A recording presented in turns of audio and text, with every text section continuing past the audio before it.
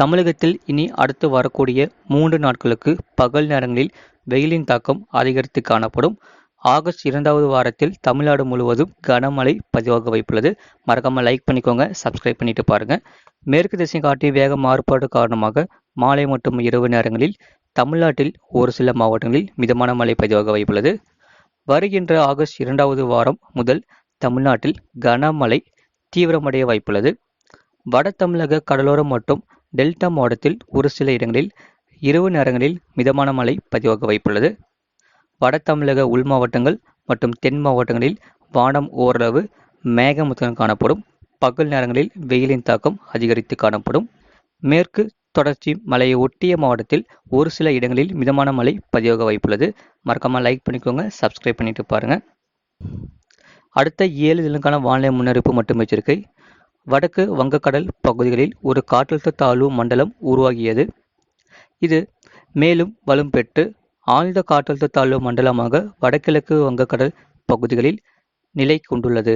இது வடமேற்கு திசையில் நகர்ந்து வங்காளதேசம் கடற்கரையை கடக்கக்கூடும். மேற்கு திசை காற்றின் வேக மாறுபாடு காரணமாக தமிழ்நாடு, புதுச்சேரி மற்றும் காரைக்கால் பகுதிகளில் ஓரிரு இடங்களில் இடி மின்னலுடன் கூடிய லேசான மழை முதல் மிதமான மழை பெய்யக்கூடும். அதிகபட்ச வெப்பநிலை தமிழ்நாடு, புதுச்சேரி மற்றும் காரைக்கால் பகுதிகளில் ஒரு சில இடங்களில் அதிகபட்ச வெப்பநிலை 38 முதல் 40 டிகிரி செல்சியஸ் மற்றும் ஒரு சில இடங்களில் இயல்பிலிருந்து 2 முதல் 4 டிகிரி செல்சியஸ் அதிகமாக இருக்கக்கூடும். அதிக வெப்பநிலை மற்றும் அதிக ஈரப்பதம் இருக்கும் பொழுது வெப்ப அழுத்தம் காரணமாக அசௌகரியம் ஏற்படலாம். சென்னை மற்றும் புறநகர் பகுதிக்கான வானிலை முன்னறிவிப்பு.